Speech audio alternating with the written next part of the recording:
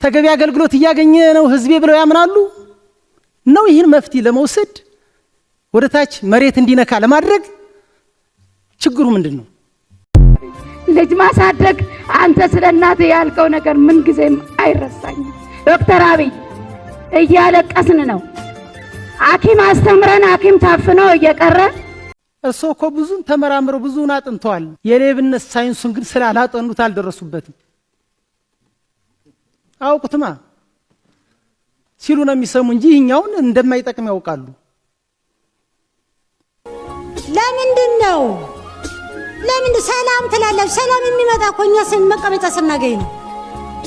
ሰላም የሚመጣ እኮ የህዝብ የወጣት እኮ ስራ ሲያገኝ ነው። ስራ የሚሰጥ በሙስና።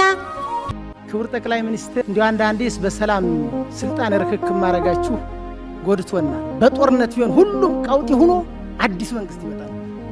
በሰላም ስለፈታችሁት ነው ሌባው እንደተቀመጠ ወንበሩ ላይ እንዳለ ይቀር። ህዝቡ ተገቢውን የሆነ አገልግሎት በህክምና ያገኛል ብለው ያምናሉ?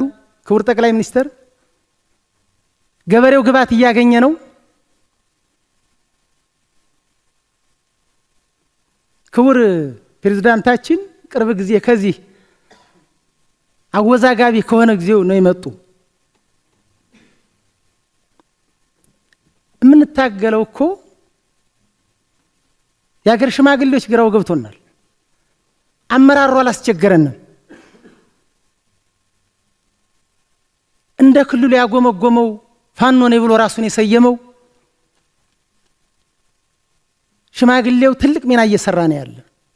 በእኛ ወረዳ እውነት ለመናገር ክቡር ፕሬዝዳንት ወረዳዋን ያውቁ ይሆናል። በ2008 እንኳ የአንድ አመራር ቤት አልተቆፈቆፈም፣ አንድ መሰረተ ልማት አልወደመም በሽማግሌ ላይ። አሁንም በዛ ላይ ነው ያለ። ታላቅ ወረዳ ታላቅ ሀገር ናት። እኛ መሸምገል ያቃተነ የባለሙያ ፋኖ አመራሩን የማያሰራ ሽማግሌውን የሚያሽሟጥ እንዴ! እርሶ እኮ ብዙን ተመራምረው ብዙን አጥንተዋል። የሌብነት ሳይንሱን ግን ስላላጠኑት አልደረሱበትም። አውቁትማ ሲሉ ነው የሚሰሙ እንጂ ይኛውን እንደማይጠቅም ያውቃሉ። 8 ሰዓት የሚሰራ አመራር አለ እንዴ? ማን ነው ባለሙያ አለ? ተገቢ አገልግሎት እያገኘ ነው ህዝቤ ብለው ያምናሉ ነው? ይህን መፍትሄ ለመውሰድ ወደታች መሬት እንዲነካ ለማድረግ ችግሩ ምንድነው? አንድ ልጅ አሳድገን ለማስተማር የምንፋቀቀው መፋቀቅ፣ ቀሚስ ስንለብስ ውስጥ ልብስ የለንም፣ ጫማ ስናደርግ ካልሲ የለንም። ዶክተር አብይ ልጅ ማሳደግ አንተ ስለናተ ያልከው ነገር ምን ጊዜም አይረሳኝም። ዶክተር አብይ እያለቀስን ነው። ሐኪም አስተምረን ሐኪም ታፍነው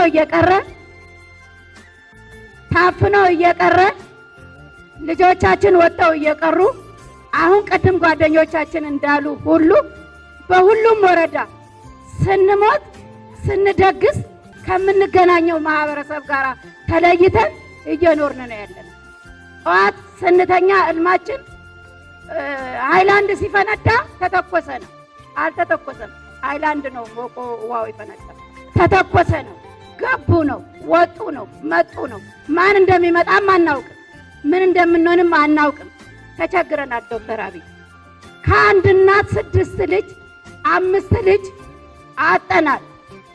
ጃዊ ላይ የተደረገው ጉዳይ ለዚህ ሁሉ ምክንያት ሆኖ እኛ መሞት የለብንም። በዚህ የተነሳ የክልሉ ማህበረሰብ ጥሮ ግሮ ከሆዱ ያላለፈ ኑሮ እንጂ መጠቀምና መሻሻል መለወጥ አልቻለም። ይሄንን ያደረገው ህወሓት እንጂ እኔ አይደለሁም፣ የኔ ልጆች አይደሉም።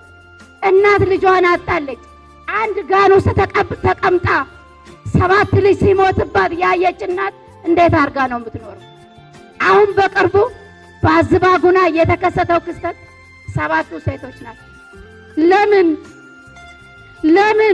ክቡር ዶክተር እውነት ለህዝቦት እውነት ለወገኖት ከቆሙ ከላይ አይደለም መቀመጥ ያለበት፣ ይውረዱ። ወገናችን እያለቀ ነው። በመነበረበት ቦታ ከልጅነት እስከ ሽበት እስከ እርጅና በሚኖርበት ቀየ በሚኖርበት ቦታ ተፈናቅሎ የሚበላው የሚጠጣው የሚኖርበት አጦ እየተሽመደመደ ይኖራል። ሌቦች ግን ሌቦች ሞልተዋል። 27 ዓመት ሙሉ የኢትዮጵያን ሀብት ሟጦ ጋጦ ወስዶ ከሀገሩ ከምሮ እየበላ በእኛ እየሳቀ ነው ያለ። የእኛ ያማረው ተኩላስ በየቀበሌው ተሸክሽጎ ያለው ሌባስ ሰላም እንዴት ነው የሚመጣ? በየቢሮ ተቀምጦ ህዝብን በማስለቀስ ህዝብን በማሳዘን በሌብነት ሰላም አይመጣም። ጀግናው ቴዎድሮስ እኮ ጀግናው በላይ ዘለቀ ዘላለም ሲወሱ የሚኖሩ በባዶ እግራቸው እሾህ እየወጋቸው እንቅፋት እየመታቸው ደማቸው እየፈሰሰ ባቆዩት ታሪክ ነው። እምቢ ለሀገሬ ብለው እምቢ አሻፈሬ ብለው የአሁኑ ትውልድ ለምንድን ነው ቀበቶውን የፈታ? መከራ ያለ ፈተና ያለ ስቃይ ያለ በየቀበሌው ነው። በኢትዮጵያ አምላክ በንጹህ ባንዲራውን በተጨማለቀች ሰው በንጹህ ባንዲራ አምላክ በየቀበሌው እየፈተሹ ይዩ። ለምንድን ነው ሰላም ትላለች? ሰላም የሚመጣ እኮ እኛ መቀመጫ ስናገኝ ነው። ሰላም የሚመጣ እኮ ይሄ ህዝብ ወጣት እኮ ስራ ሲያገኝ ነው። ስራ የሚሰጥ በሙስና ሁሉም የሚሰራ በሙስና በብር ነው። አዎ አገሪቱ በትክክል የምትሄድ ሰላም የሚመጣ ሙስና የሚጠፋ እናንተ ውረዱ፣ አስተካክሉ፣ አውርዱት። ከላይ የምትናገሩትን ወደ ታች አውርዱት። ክቡር ጠቅላይ ሚኒስትር እንዲሁ አንዳንዴስ በሰላም ስልጣን ርክክብ ማድረጋችሁ ጎድቶናል። በጦርነት ቢሆን ሁሉም ቀውጢ ሆኖ አዲስ መንግስት ይመጣል።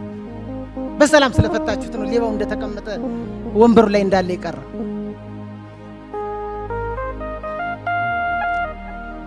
እኔ እውነት አሁንም ቢሆን ክንዳችሁን ያበርታው።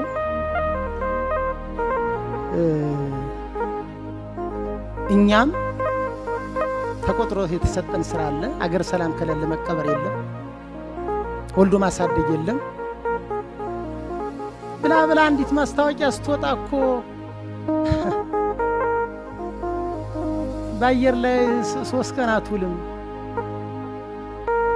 ሄደው ምን ያለ ባለስልጣን ያለው መጥቶ ነው የሚቀጠር። ድሃ ከነ ልጁ እያቆዘመ ነው ያለ።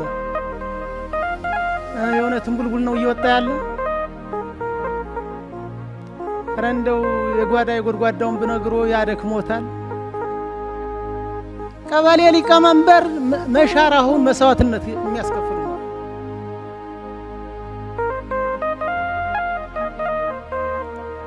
ለምንድን ነው 2 ዓመት መርቶ ደከመኝ ይበቃኛል የማይል? እርሱ የበለጠ ጥቅም የሚያገኝ ቀበሌ ሊቀመንበር ነው። ማህተም እኮ እንዳውደ ንግሥት በሻንጣ እየሄደ በየመንገዱ ድውለት የሚበላበት ነው። የኪሱም አንቆጥሮት አመራር ጋር እጅና ጉንት የሆነ የቀበሌ ሊቀመንበር እንደ ፓትርያርክ አይሻርም።